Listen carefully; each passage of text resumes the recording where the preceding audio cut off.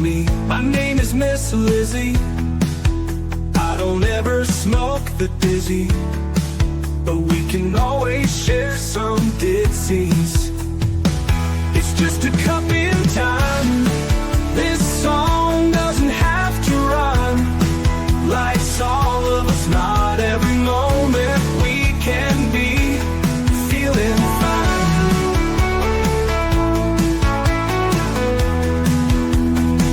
I wanna share a moment, just a second if you will, maybe even a cup of thrill. We could share this performance. It's tea time, come sit with me. Well, welcome everybody. Miss Liz in the house. And that's right, we are here, the last episode of October 2025. But guess what? It's Miss Liz's 500th episode today. So this is really incredible that Global Sprout is here and Miss Liz has got her 500th episode out. So thank you guys for all your support and all of you tuning in for the last 6 years. This has really made a huge difference. So I want to get everybody over to Miss Liz's YouTube channel, Spotify, LinkedIn, TikTok, Facebook, all of those good platforms. Like, subscribe, follow, and get these tea times out because they do make a difference one cup of tea at a time. So let's get the disclaimer started and let's get an intro and let's get the guests in here. And today's tea is incredible. It's educating childhood experiences. That's right. We're going to be talking about Global Sprout, but that is Whitney's tea. So let me get started here with the disclaimer. Disclaimer for Miss Liz's Tea Time live show. Miss Liz's Tea Time is a global platform dedicated to sharing real life stories, diverse perspectives, and meaningful conversations that inspire awareness, healing, and connection. I'm Miss Liz is going live using StreamYard. Before leaving a comment during the live broadcast, please grant StreamYard permission to display your name at StreamYard.com. Please be advised that all the content brought forward during any Tea Time show is presented in good faith. However, discussions may include opinions, beliefs, and perspectives that do not necessarily represent the views of Miss Liz or the Tea Time platform. Information shared by guests is based on their own experiences and is perceived to be accurate at the giving time of airing. All guests, viewers, and participants are responsible for using their own judgment when considering any action or decision that may relate to these discussions. Some episodes may cover sensitive topics, including but not limited to trauma, abuse, grief, mental health, and other emotionally triggering subjects. Listeners and viewers' discretion is strongly advised. Tea Time with Miss Liz is an open discussion forum designed to offer insight, inspire awareness, and create connection. It is not a substitute for professional, medical, legal, or therapeutical advice. If you require professional support, please seek assistance from qualified professionals or trusted resources in your area. If you have any questions regarding this disclaimer or the content of this discussion, you are welcome to contact me, aka Miss Liz, directly at my email at bookingmissliz@gmail.com or visit my link tree at Miss Liz's Tea Time. By choosing to participate in, comment on, or view these live shows, you acknowledge and accept this disclaimer. Your participation is entirely voluntary. I, Miss Liz, welcomes you to join the conversation with an open heart, and if at any time you feel this platform is not right for you, I respect those wishes and decision and welcome you back whenever you are ready. Tea Time with Miss Liz is serving truth and awareness one cup at a time. And let me give you a little bit on my guest.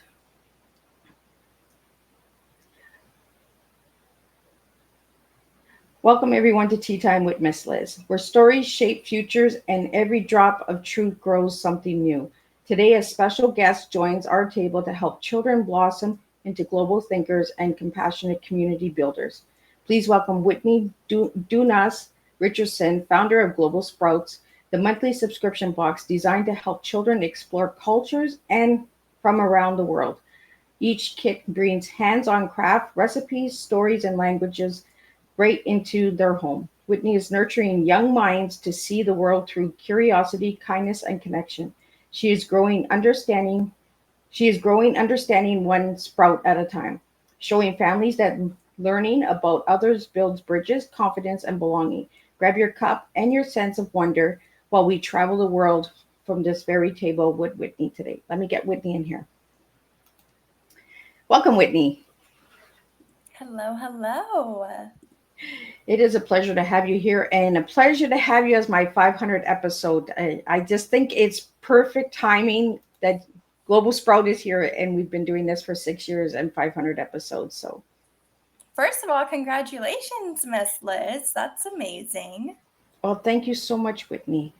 So, Whitney, I want to take you down the little rabbit hole before we start to travel the world. Who was Whitney as a little girl and who is Whitney now?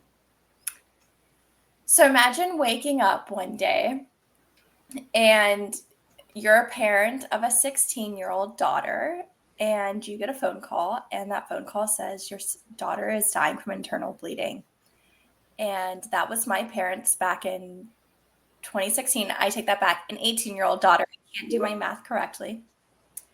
And that was me. I was on the table. I was driving to university, hit an overpass, 50 yards of concrete block, and flipped my car. That girl came out of that car accident with a vengeance to do something great for the world. And I was already a high achiever pre-car accident, came out of it and wanted to do something even bigger and better than the path that I was on. And that path was graduating high school at 16, graduated college at 19, opened up my first brick and mortar business at 20.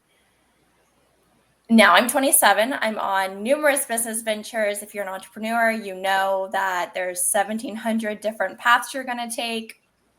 And I look back at that little girl that grew up on the island of Guam and loved her family so much, loved the family, like familial community and all of that. And I look at my life now and I say, wow, I've grown so much to be able to provide the same experience 1,000 times better for my children. So I think that's beautiful. I love that you said that you're coming back with a vengeance. That those are the kind of people I want on Tea Time, right? We come back and we fight, man. That's the stories, right? Taking the pain and turning it into a purpose. It truly does plant good golden seeds out there, and I see sprouts growing all over. I've dug deep for this Tea Time because I was just like, global sprouts. How did that name come about for you, Whitney? Long story short, hopefully with this podcast episode and live stream, I can actually keep my long stories short. We unfortunately live in Florida on the beach. Last year, Hurricane Helene hit our home. We flooded 5.5 feet of water. My husband is 6'3", so all of his stuff, of course, is up high. All of my stuff was down low. I lost a bunch of like my family heirlooms, all of my daughter's newborn outfits, all of that. And that happened the end of September. And Global Sprouts was born November of last year, Thanksgiving night.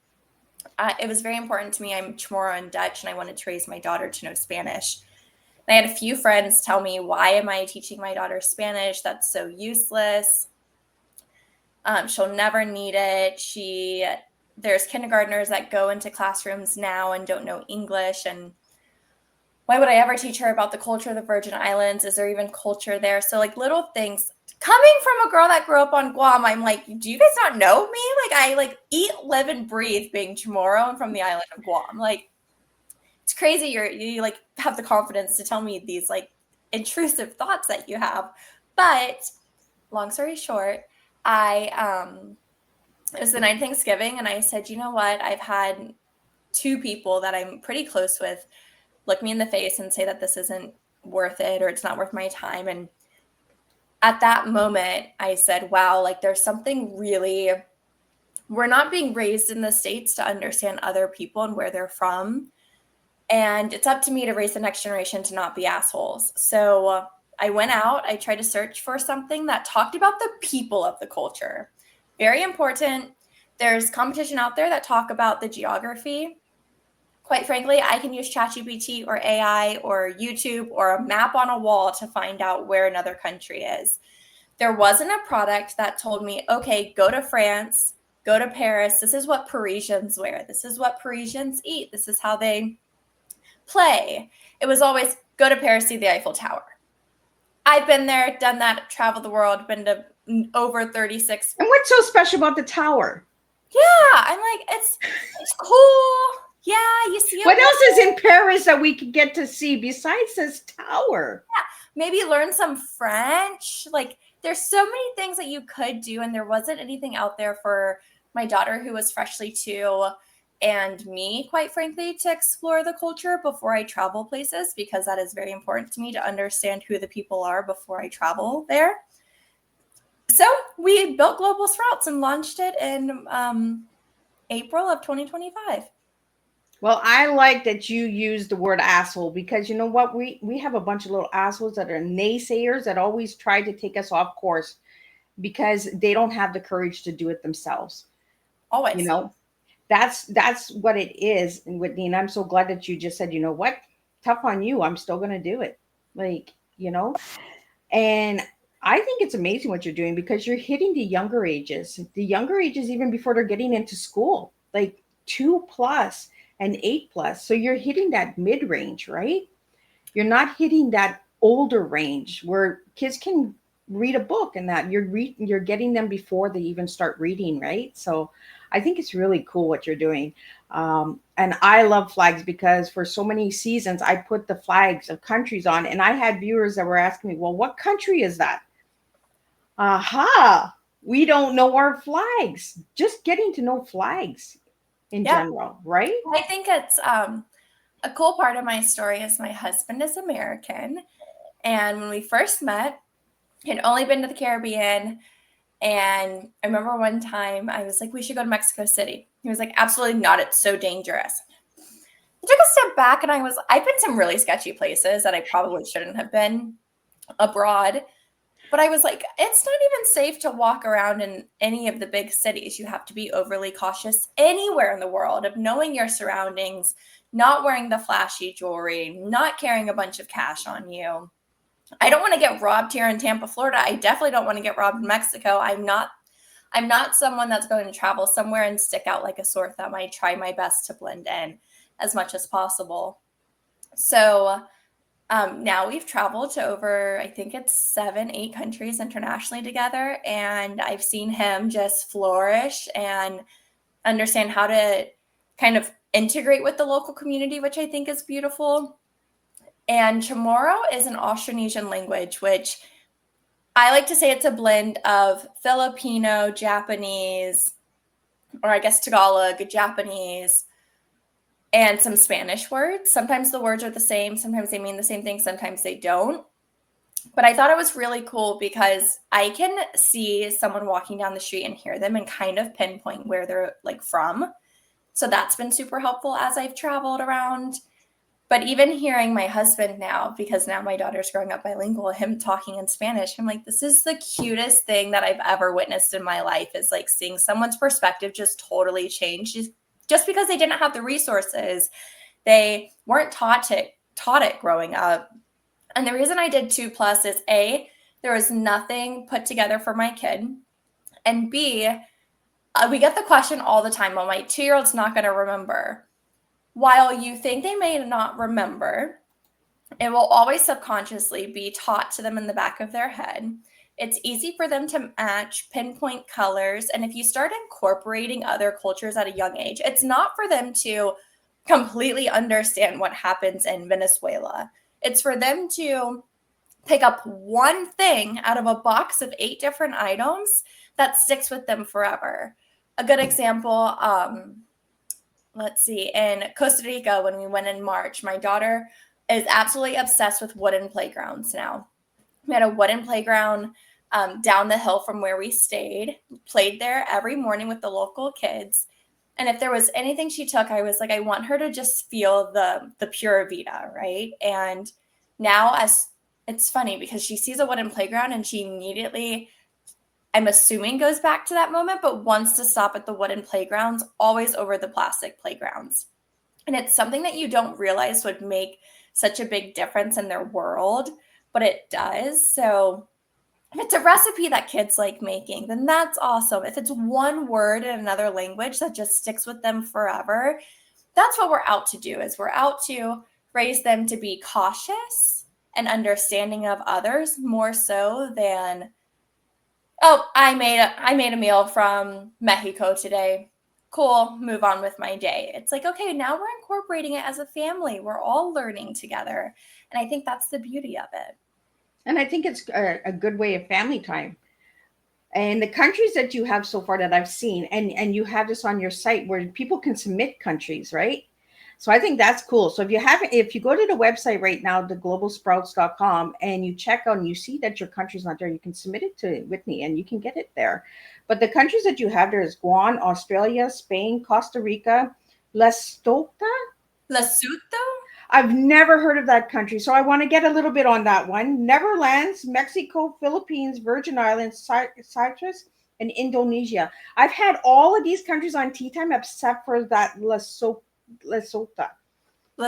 So this is another fun thing about Global Sprouts. So we write a book about every country, and we write the book based on my daughter traveling there. So when she gets older, we can tell her, hey, like we've traveled to these countries and we write this story based on your experiences.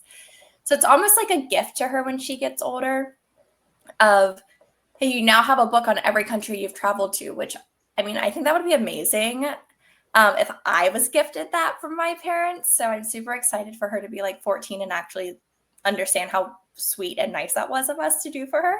But that's a cool thing. And because Guam is a U.S. territory, when I moved to the States in 2013 from the island of Guam, I became Whip from Guam. That's how you can find me on all social media, by the way, within 30 days of landing in North Carolina. And the reason that is no one knew about the U.S. territory. No one knew who Chamorros were. Guam has 3 military bases, which blows my mind that no one in the States knew about Guam or anything like that. So I said, you know what, as we build these boxes, we should highlight countries that no one has heard of, but also bigger countries, right? Because people want to have a box for Japan because they've been there. We don't have Japan just yet, but it is on our roadmap. Australia is cool. Kids love the kangaroos and the koalas and the wallabies. So what I try to do is stagger them from more known countries to lesser known countries and cultures. And so Lesotho came about because I wanted to do South Africa. Well, I'm researching and, you know, someone, I think it was I don't remember who it was. If you're listening, just remind me if it was you, said, Whitney, let's do Lesotho. And I was like, okay, cool, let's do it. And it's this tiny kingdom in the middle of South Africa on the top of mountains. And the people are Basothian, so it's Basotho. They have Basotho blankets, Basothian dresses. And it's really cool to understand about smaller cultures. And a big part of Global Sprouts' team is we hire someone from every culture to make sure we're being culturally accurate and not appropriating. So we've met people from all over the world. We, at one point, had 12 people on our team. We've kind of scaled that down a little bit now, but we still have connections across the world so that we can provide to our listeners, our subscribers, our purchasers, our social media followers, a true authentic experience. And that's what we're using our platforms for, is to show that the beautiful part of it is kids in the Philippines play with the same exact toys that people in Indonesia play with and the Netherlands play with. And kids at 2 aren't going to put that together, but us making the box and parents can say, oh, spin tops. It's so cool to see the different versions of spin tops, but also kids all around the world play with the same type of spin tops, just a different variety of them, or they might look different or be painted differently. And I think that's beautiful too. Well, I noticed when I was looking at some of the boxes, you put the colors of the countries on the crafts and stuff as well, right? Because in those boxes you have recipes, you have craft, you have language, you have the flags. They're really put together well. And like you said, like there's 8 items, I believe, in each box. Mm-hmm. So why the number 8? 8. We have 4 main pillars that we focus on: authenticity, hands-on, project-based learning, and being able to read something. And so out of those 4, we try to have 2 different items from each of those columns, from each of those pillars in every box. We found that 8 is the perfect amount versus 10 being too much, 6 being too little. So we kind of met in the middle. I wish there was like some underlying reason why I chose the number 8, but there's not. I actually love the number 29, but 29 would be way too many items in a box. So It would be overwhelming. that would be like a kit for the entire year. To be like, we don't need it every month. We got one for the whole year. Exactly. I like the number 8 because the number 8, it's like the infinity, right? Mm-hmm. I like it. When I was just like 8 items, that's pretty cool. I have a granddaughter who's 4, and I'm just like, oh, I know what I'm doing for Christmas. We did these subscription boxes 2 years ago for all of my kids. So we bought like adult boxes and kids boxes, and then the teen boxes. And we just gave it a trial. Like we bought the 1 month for Christmas. If they liked it, then we would get the 1 year subscription for them. If they didn't like it, well, then we wouldn't, but we tried. Some were fails and some were good. And when I seen your boxes, I was like, absolutely, this is one of the Christmas gifts that's going on Grandma's list. So my little granddaughter's going to love it because she loves learning different languages and she loves trying new things. She uses big words at the age of 4, like authentic and sophisticated. And I'm just like, where do you hear these words? So she's very big on words. So when I seen this, Whitney, and I looked into it after you reached out to me, I was just like, absolutely. We need to get this out for all the little kids. Christmas is coming. This is a perfect gift to start the new year with them, right? Yep. So I want to talk to you about, we talked about what's inside the boxes, recipes, crafts, languages. So the recipes, can they be done with no oven, or is everything like? It depends on the country. Some of them are, we use ingredients that are typically found in a household. So you don't have to go to an Asian market or order anything online. It's ingredients that can be found: flour, sugar, milk, eggs, water, things like that. In any house, some use the stove, some use the oven, some don't need any cooking. It just kind of depends on that culture. I know there was a recipe for sprinkled French toast, I believe it is. Or Oh, yeah, fairy bread from Australia. See, I did my homework. I was like stuck on, I was just like, oh my goodness, like, oh, this is so fun. And I love that you're encouraging kids to cook at that age, because some kids are going to become the best chefs out there starting at a young age. If you watch cook-off shows with children, some of these kids, they amaze me on how they know the ingredients, the measurements, everything, because of programs like yours, Whitney. Like, I mean, amazing. We have some questions that have come in, so I want to get those out to you as well. And I want to get into your tea. So let's get into your tea, and then we'll get into the questions, and we'll get a little bit more, because I found out some other stuff that people might not know about. So your tea was educating childhood experiences. Why did you give me those 3 words, Whitney? Those 3 words mean, to me at least, that, or to my team, we are changing the way that children think about the world. And by utilizing the connectivity, the appreciation, understanding, we're blending all of those together, and starting from a young age, we're able to open their eyes to being a more accepting, and educating from that early age is really where it starts, because everyone has their own opinion, but a lot of that opinion is morphed based on who you hang out with, even starting from a young age. So if we're able to open up their eyes to the entire world, then we're starting to lay that groundwork of understanding other cultures, and being able to walk into a room with different accents and different colors of skin and not seeing anything different, except these are just my people and who I'm talking to today.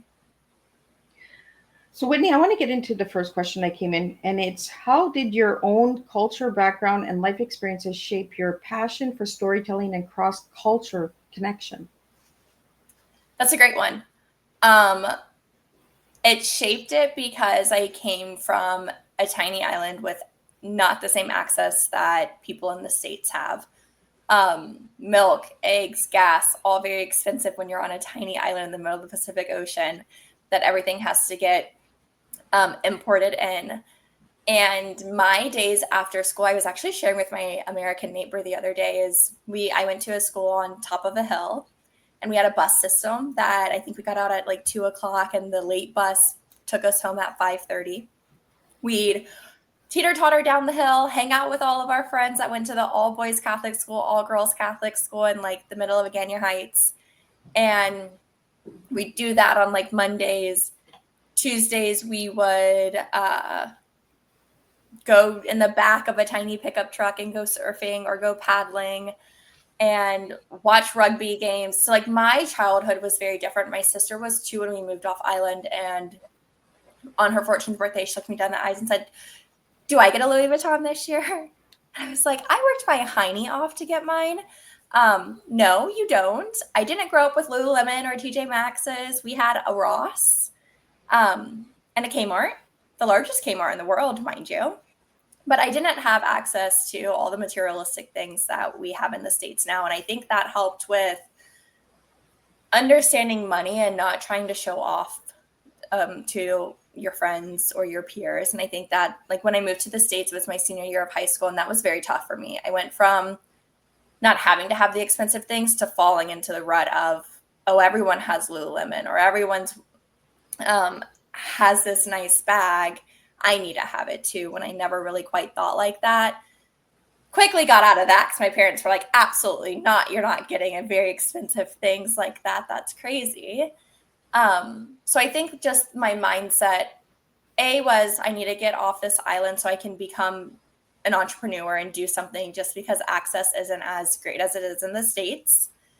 B, I want to create a company, sell it for a lot of money, move back home and not have to worry about anything, and give back and do charitable things. And then 3 is just understanding that I'm not comparing myself to anyone else. It all comes from within.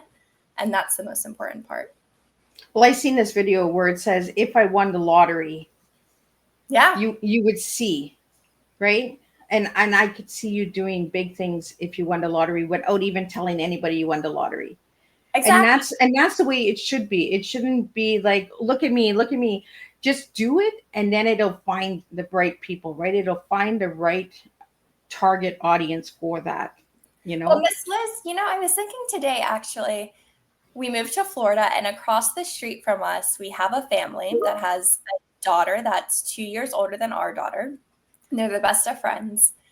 And I was sitting on the couch right before this, and I was like, I really won the lottery with just having a great team and support system around me, monetary wise or not. And I think that's important to note as well, is we're doing this and doing it correctly with our community, and that's really winning the lottery. It's less monetarily. I can give back in other ways. So it's really sweet to be in that place in my life right now. Whitney, I love the way you think, because you know what? We won the lottery already by just sitting here and having this tea. We're opening doors and opportunities for the young children, and that's what we should be doing, is focusing on the children. They're the next generation. There's enough out there. I'm not knocking down teenagers or adults or young. But the young kids, we got to start with the young ones. Get them to understand that they can cook, they can read, they can try things, and color with the crafts. Like, what kind of crafts are in the boxes? We have anywhere from painting to coloring to building. The Guam box is super cool. So the ancient wooden boats on Guam are called proas. So we include a proa in the box, and the kids can put it together, and then it'll float, and they can paint it and really see how a wooden boat comes to life. Oh my goodness. Like a perfect Christmas gift for all of my listeners out there that have little ones, especially the grandmas out there and grandpas that are listening to Tea Time. You guys know who you are. You're on babyboomer.org. Miss Liz knows where her partners are. My partners are on that platform. And this is perfect time to get this out, and perfect time to have you on Tea Time, because Christmas shopping has begun, right? So we have some more questions here that I want to get out to you. What role can parents help play in helping their children become bridge builders between cultures? Finding the resources. I know a big part of why we're here is the resources we're lacking for the lesser known cultures. So Lesotho, Guam, Indonesia was pretty hard to come by, authentic Filipino resources, but finding where you can incorporate just one thing. Everyone can use AI nowadays. It's pretty freaking simple. Ask ChatGPT or whatever AI you use, how can I incorporate something from X culture in my day-to-day life? Easy. How can there's so many organizations. When I moved to St. Pete, Tampa Bay area, there's an international festival every year that's held in Pinellas Park, which I never saw advertising for, mind you, but someone told me about it. And it was the coolest thing ever. And if we're doing it, then I know other places are as well. And when I went to that festival, come to find out there's little pockets of people from other countries that have established a little like Filipino community and a little Spanish community, Hispanic community, Chamorro community. So just finding them and saying, hey, I want to learn more about where you're from. And I want my kid to understand more about Irish culture or Samoan culture.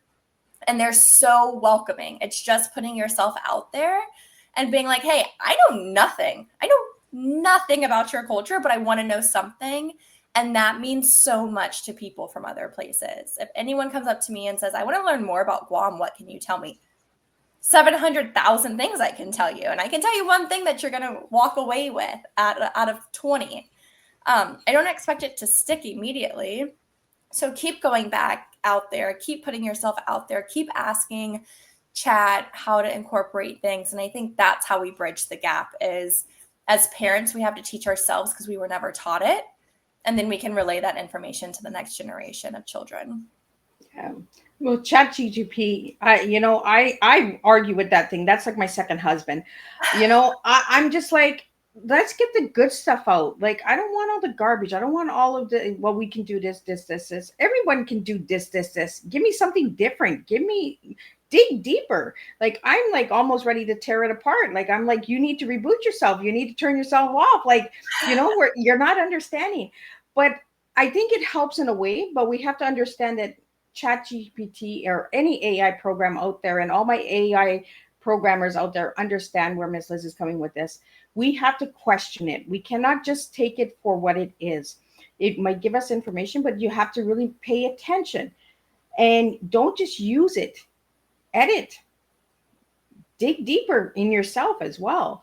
Why is it giving you this information? And one of my biggest pet peeves, Whitney, and you mentioned it, was resources. We do not know about events. Event planners need to market better because there's so many different events out there that are culture based that are not being promoted enough. They just assume the community knows. They just assume that country knows. You don't know. Like you moved to the United States and you didn't know about the events unless you went around and asked, right? And that's one of the things I like to do with Tea Time is I like to get the awareness out there. So all of my listeners know this. This is one of Miss Liz's biggest pet peeves. We need to do better marketing for events, especially culture events, so that we can get to know other people as well, not just our countries. And that's why I serve globally, because I don't want to just serve Canada. I want to serve around the world. I want to get to know people from around the globe. What do you like? How do you serve? And that's kind of what your boxes are all about, is getting to know the different countries. I know you're really passionate about Guam because that's where you come from. That's your home, right? What is the second country that has your heart?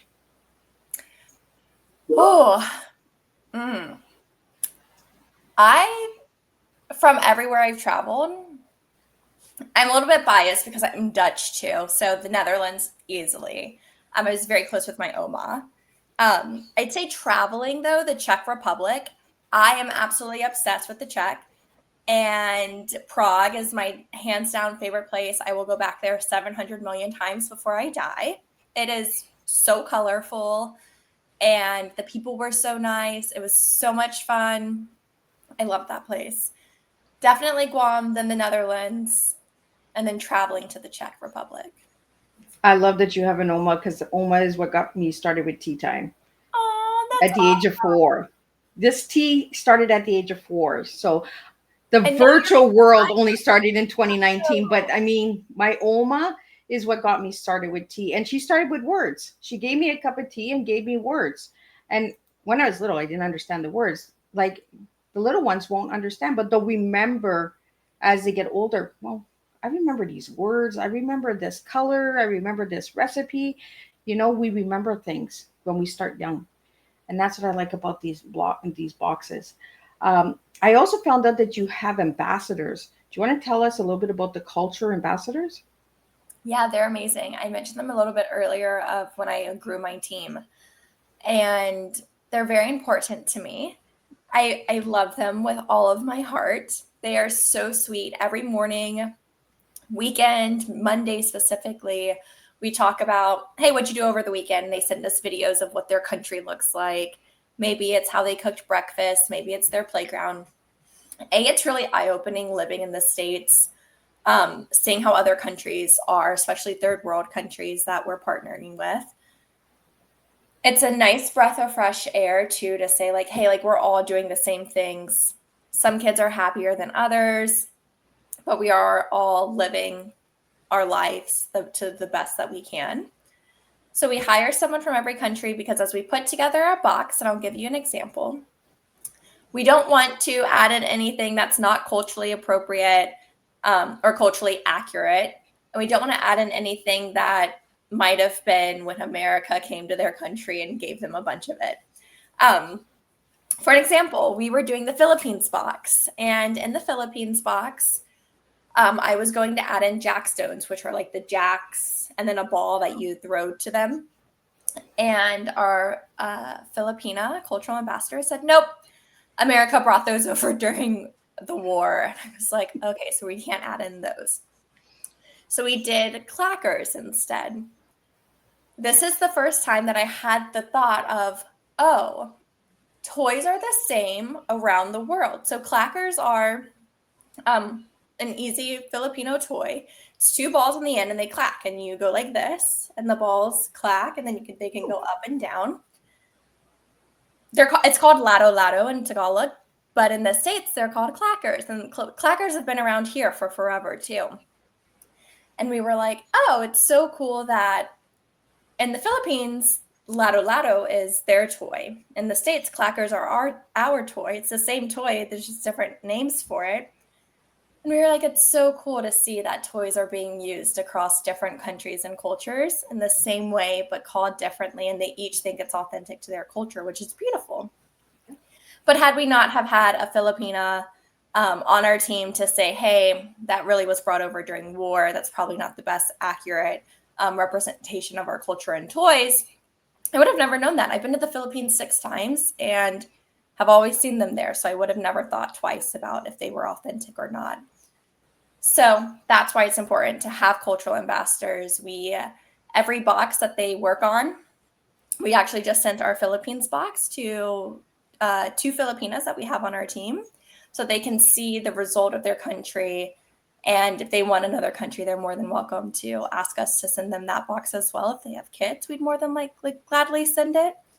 And they're really a big part of our team. It's so cool. I get goosebumps. I will lay in bed at nighttime if they're sending videos back and forth and watch kids on playgrounds swinging and having fun and speaking in their native language and tongue. And it just makes me so happy. I'm like, look, my daughter, I'm like, look at how these kids are, like, look at this Filipina and Filipino, and look at this Venezuelan kid, and look at that playground that they're playing on.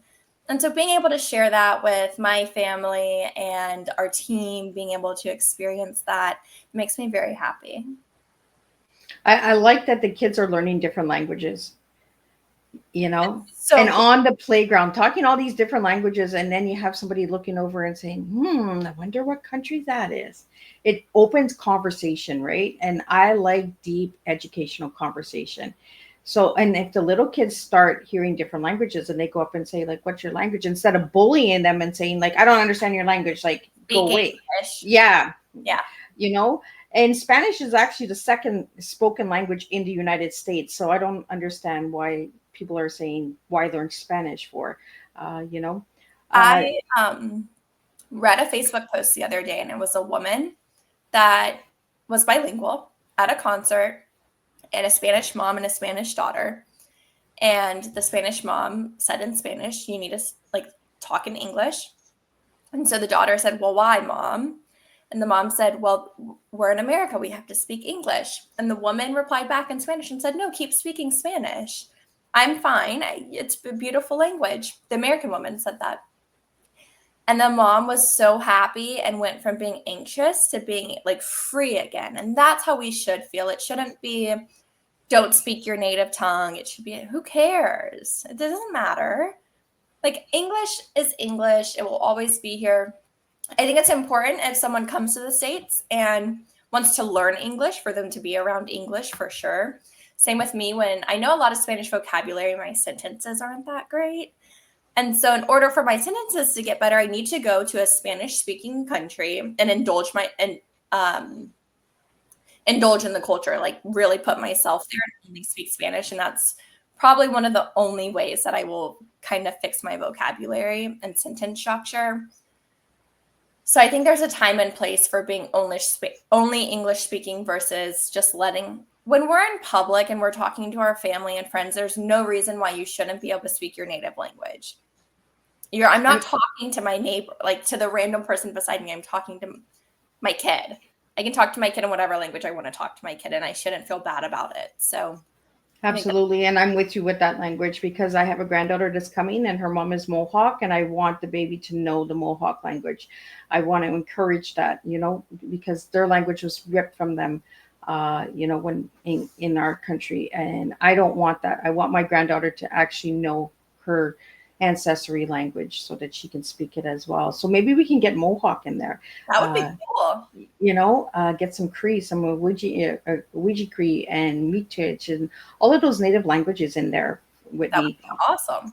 And the native tongue, get that out there. I think that would open a lot of doors, and a lot of children would feel free to speak their language. Because I know here a lot of people hold back their language because they're in fear of speaking. So language, let's get that out there. Let's get some more language. How do you find the recipes for these kids?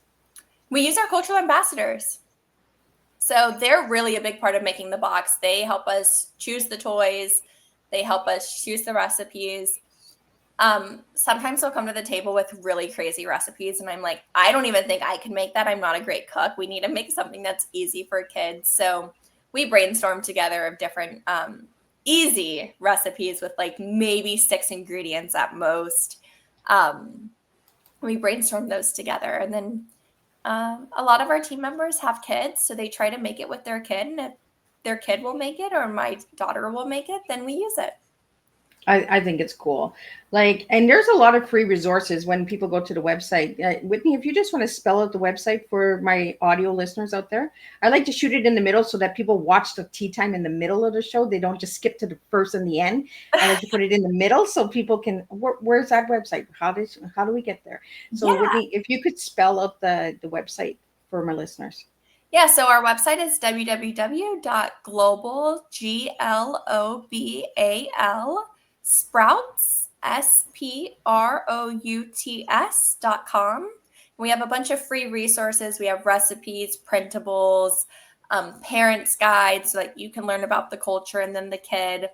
And on all of our social medias, we're Global Sprouts, and you can find videos of every country we've released so far, how they eat, cook, clean, and play. So it's a bunch of really cool resources to see how kids get to school, what their playgrounds look like, what their friends look like. And we use that platform to spread the word. So Whitney, I want to get into bringing it to the classrooms and homeschooling, speaking workshops, all of that good stuff. Let's get into that now. Yeah, so we, a big focus of ours is homeschool families, to provide them resources. Not necessarily a curriculum, but something that can enhance their learning via books, guides, workbooks, all of that. I do speaking events all across the country. We're in, I believe it's like 72 preschools. So we're able to send school kits, send boxes to homeschool learning pods, co-ops, all of that. And then I do keynote speaking events across the country to raise awareness, tell my story, and allow people to find a new way of learning, which is hands-on, project-based learning. And I want to kind of talk really fast on what you mentioned earlier about you have to do more research when you use AI. And one of my keynote speaking events topics is kids now will never know a world without AI. They won't have to dig deep that often. More than likely, they're just going to rely on AI to give them the most accurate information. And then it's up to the parents to teach kids to do better and be better. And the way that we do that is by critical thinking and problem solving. You have to have those skills. So all of our boxes come with a homeschool or a resource guide, lesson plans that's focused on project-based learning. So you ask your kids those 4 questions is you determine what you want to talk about, then you research it, then you build it, and then you reflect on it. So having those 4 steps in project-based learning is really what kids need nowadays. And that's what we're out to do. I love that word reflect, because that was one of the words my Oma gave me at the age of 4. That's awesome. You know, we need to learn to reflect. I don't feel that the children are being learned how to reflect on things and problem solving. You know, we're a lot of enablers. Like, a lot of parents are enabling their children. Oh, well, you don't need to learn that. We'll get to that later. Or they throw a device at them. Where I like your boxes, they're hands on. There's no device involved. It's educational. And that's what we need, is the hands on, right? Problem solving, 100%. You know, AI can't take us over, guys, if we use our heads. You know, keep problem solving. There's a solution for everything out there. Whitney, a question that just came in is, how can storytelling be a healing tool, not only for children, but for adults as well? Oh, I mean, I think it's talking to all of our inner child, right? It's what do we need to change based. I think the like new word right now is childhood trauma, right? It's like everyone has childhood trauma. How do we work through it? And I did it in quotes because I think it might be a little bit overused now and everyone's falling into it as their excuse for things instead of being understanding like, hey, we missed a huge gap in our generation to no fault of anyone's. We just weren't prepared or we didn't understand. And so now being able to sit down and say, okay, this is kind of what's going on. This is what's going to happen. Really using these stories to rewrite that and change it for the next generation, I think is powerful and impactful. I think so, you know, and I'm with you with that. Childhood trauma is not a lot. It doesn't give you permission to have bad attitude. Oh, yeah. You know, It doesn't give you permission to be an asshole either. right? And I like that you keep saying that, Whitney, because you know what? There are a bunch of little assholes out there because they use this, they play on this, the childhood trauma. Yes, we all have a story, and yes, we've all been through stuff, including myself, but that doesn't give you the right to be a little asshole. No, it doesn't. And it should make you feel empowered to not be like that. Like, look at the world around us. I did a presentation for Global Sprouts before we had even launched. And what I found was I was in a room filled with older white men talking about my business. And one gentleman said, "You're not convincing me that this box is worth $50. I was like, okay, let me brainstorm a little bit more about how I can convince you. One woman spoke up and she said, "He's not your target market. Don't worry about it, honey." You're right. I did some ads. A bunch of the people that were negatively commenting were also older white gentlemen. And then I had one guy in the side of the room stand up and said, "Dude, have you looked around the room recently? There's no diversity here. This is the issue. And this is what she's solving for. So that in 20 years from now, when her kid walks into the room for a business presentation, it's not old white men." And I was like, you know what? That's the type of energy we need. He noticed the room, said, this isn't what it should look like, and said, we need to solve for this, not say, oh, nothing needs to change. I didn't do anything wrong in my life. And so just having that one little click of information, I think, makes the world a difference. Well, I think it goes into the question that came in is, if empathy were a color, what would it be and why? Empathy is something we all need to learn.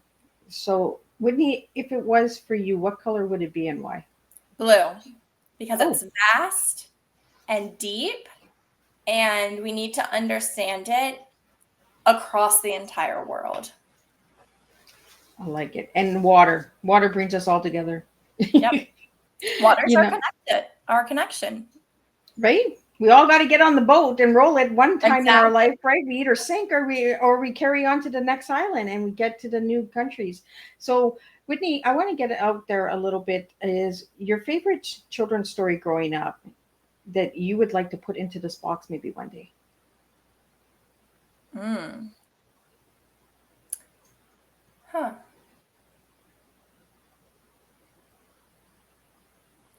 I really like Goodnight Guam. That's a good one. And I don't know. I like to write my own stories. I think writing a story about my daughter would be better than any of the stories. We were singing a nursery rhyme or a lullaby. I don't know, one of the like older songs. And our friend was like, "You can't sing that anymore. That's not culturally accurate. Really bad song." And I was like, "Okay, I won't do that." And then I'm like, the more I research the songs, I'm like, I grew up singing these, and now I'm trying to raise my kids singing these, and like I can't, we can't sing them anymore. So now I'm up this creek of like, what do I do? And my mom sung to my little sister, "I'm a little fishy swimming in the water, hugs and kisses all day long." And then she'd like, "I'm a little cutie, just like my booty." And so like now I'm singing that like rhyme to my daughter because I know that that one is fine because my mom made it up. And so I think writing a story based on like my childhood and making that a cool everlasting story, or my daughter's childhood, would be really cool. Whitney, when you were little, did you hope there would be boxes like this out there for you? I didn't. I didn't.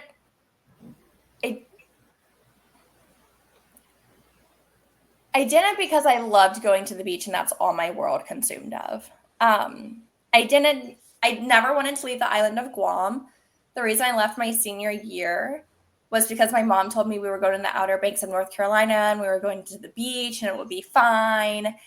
Guam has really clear water and great coral reefs. And if you know anything about the Outer Banks of North Carolina, it is not crystal clear water and there's not beautiful coral reefs. I remember walking out to the beach for the first time and being like, "You want me to get in that water? That water's brown. I can't see what's in that water." She was like, "Whitney, don't be a drama queen." Ended up loving it. I did love North Carolina. But I totally felt like I got gypped. I was like, this is not Guam. And so I do remember, though, very, very clearly that when I was 7, we would drive by parcels, like brick and mortar stores that were for rent. I would ask my mom every time we drove by one. I was like, "We should rent that out and have a business. We should rent that out and have a business." And it continued and continued. When I was in high school, I would buy horses and flip them for profit. I was always doing something entrepreneurial. And my sister has the same thing. Every summer she comes to live with me in Florida. The first summer she was here, she started walking dogs and made, I think, like $2,000. The second summer, she made bracelets. I think she made like $3,500. Last summer, what did she do last summer? She babysat my daughter, for sure. So she made good money doing that. And so it's really cool to see the entrepreneurial spirit that lives within us. Both of my parents aren't entrepreneurs. They were both in the military. So seeing that is super cool. So I assumed that I would do something. I loved Guam. I wanted to share my culture with the world, but I didn't quite know that having a kid and not having access to resources would build the boxes. So I'm very grateful for that. Well, I'm grateful that you put these boxes together. And for all the young entrepreneurs out there, what message would you have for them, Whitney? Do not be scared to make a decision. Indecisive people are the reason that things don't get done. And I'm going to give you a great example, Miss Liz, because it blows my mind that women do this to themselves. And I think it's because I just don't care about making a decision that much. When we go to the nail salon, they give us 30 different shades of blue. I go in there and I'm like, this is the blue I want. They're like, "Are you sure?" And I'm like, "I don't care. I'm going to come back in 4 weeks and change it, or 2 weeks." I don't get my nails done that often, but when I was, And I would, or if I don't like it, I'll go home and take it off. It'll be okay. Like, or just go back in and get a new color, or ask them when they're painting my nails to change it. But so often people sit there for 30 minutes trying to pick out a shade of blue. It's really not that big of a deal. Same with any decision in life. It's really not that big of a deal unless it's like life or death, right? So I think to anyone out there in any stage of their life, any career path they're on, is just make the decision. If you make a mistake, you can change it and fix and make a new decision. That's what I think it is. It's just decide. It's fine. Right. We all make mistakes. Just try. And if you don't like it, then you can try again. Exactly. Right? I hear so many people saying, well, I want to do this and I want to do this. Just do it. If it works, it works. If it failed, it failed. At least you tried, right? Just make a choice. Like the energy that is wasted on just words of saying, I want to do, that you could have done it by then. Right? You could have been 10 projects ahead of yourself. Just do it.